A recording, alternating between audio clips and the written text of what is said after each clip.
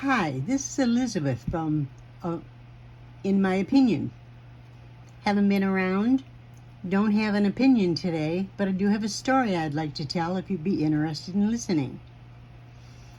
This is a story back in the early 1900s about a husband and a wife. The husband worked on the railroad. I think it was B&O, called back then B&O.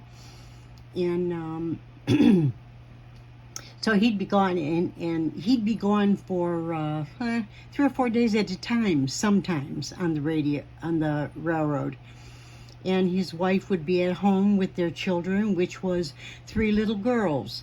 The oldest one was 3 years old. Her name was Evelyn, and the middle girl was 2, and her name was Oretta. And the baby was about 9 months old, and her name was Helen. Well, with the husband being gone for so long, so many times, the wife just became a raging alcoholic and decided one day in the middle of winter that she just had enough of being cooped up and taking care of all these kids, and she just packed up and left these children all by themselves in that house while the dad was away on the railroad. So apparently they were there for a couple of days, and the little girl, the oldest one, the 3-year-old Evelyn, decided to go down. She knew that there was a house down the road, which was probably more like 3/4 of a mile down the road, and no shoes, no coat, middle of winter. She was going to make that trek down there because the baby was hungry. So she got on the road, made the trip, freezing cold, no coat, no shoes, got to the front porch, walked up, knocked on the door. Her hands were like frozen solid, so, when she was knocking, she could barely be heard. And she knocked a few times, and there was no answer. So she turned around and sat down on the front porch and just started crying, just bawling her eyes out. And the door opened, and it was a lady, the next door neighbor. And she saw the little girl sitting there with no coat and no shoes, and said, "Little one, what are you doing sitting there on my porch with, like that?" And she turned around and looked up at the lady and said, "Baby hungry. Baby's crying. Baby hungry." And so the lady, picked her up. She knew who she was. She had seen her. She picked her up and took her in the house and made her drink something hot, and wrapped her in a blanket, put her in a car, and down they went to the house where the little girl came from. And sure enough, there was Oretta and Helen, and the baby was crying, just had a diaper on that, and they had cloth diapers then, had a diaper on that was just soaked and pooed and just horrible. And there was no food in the house, so the lady rang the police up, and the police came and took down all the information. And the one policeman said, "Well, we don't know what to do with these children." And the lady from the next door neighbor said, "Well, I'll take the baby, and then you'll have to figure out what to do with the other 2 girls, because I can't take all 3 of them. I have children of my own." And so the policeman said, "Well, that's fine. Then I think I know a safe place where they can go. And when on my way back, I'll stop and I'll let you know where they are. You can tell the father, and then he can go and he can pick them up."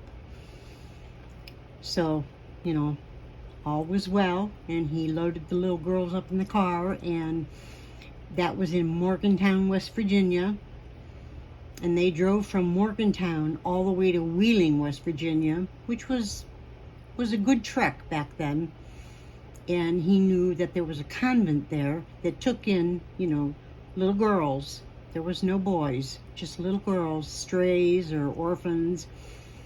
And that's where he took the 2 little girls, Evelyn and Oretta. Excuse me.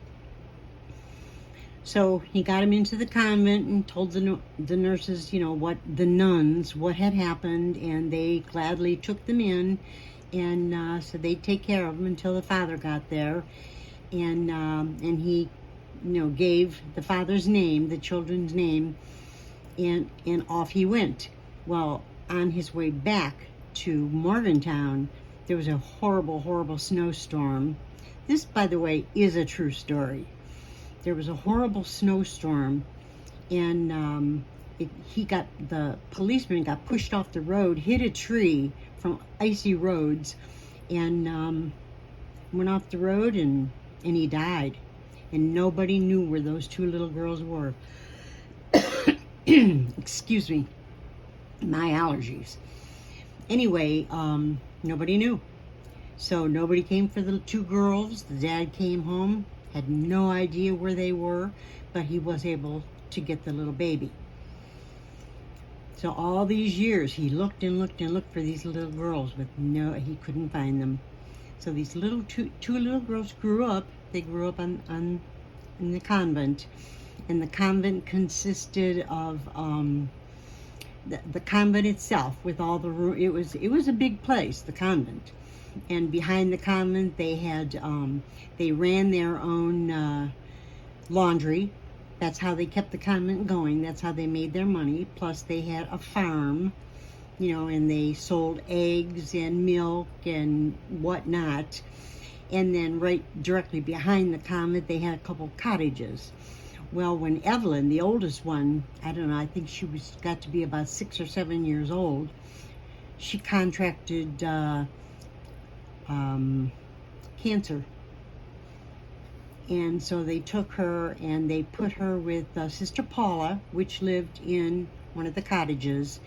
And Sister Paula took care of her, and she was there for probably a year or so, but finally she made it. It was leukemia, by the way. She made it through the leukemia and passed with flying colors. She was really, really sick. They had no hope for her, but prayers and God, So they grew up there in the convent, and they learned all the trades. They learned, laundry, how to do laundry and iron and mend and, get eggs and get milk out of the cows, and just everything that you could think of. Shuck peas, cook, everything. And when they made their Holy Communion, they made their confirmation, because it was a Catholic church. Obviously, it's a convent. And when they both became 18, Evelyn waited until she stayed in the convent an extra year. Waited until Loretta, turned 18, and they both left together. They moved to Ohio, which is a state above, and they actually both moved to Youngstown, and then they met their husbands in Youngstown, and Evelyn moved with her husband to Cleveland, but Loretta moved to Akron with her husband. So Evelyn, when they moved to Cleveland, she had 3 children. She came from 3 girls, and she had 3 girls. So when she had the first one, everything was fine. And when she had the second little girl, she almost died. She had numerous blood transfusions, and just a frail little thing. She was only 4'11", and she just almost died. And the baby was okay, but it was her. And her husband, her mother was a raging alcoholic, and so was her husband. His name was Charles. And so, she had to put up with near death, and then having a tiny little baby. She was told she could never have another child because of her condition, and she just wouldn't make it. She would pass away, and so would the baby. So she waited a little while, and she ended up getting pregnant again. And so this time she got pregnant, and she had the pregnancy, no problems, no morning sickness, no nothing. I mean, she had this baby, normal pregnancy, Had the delivery, no problems.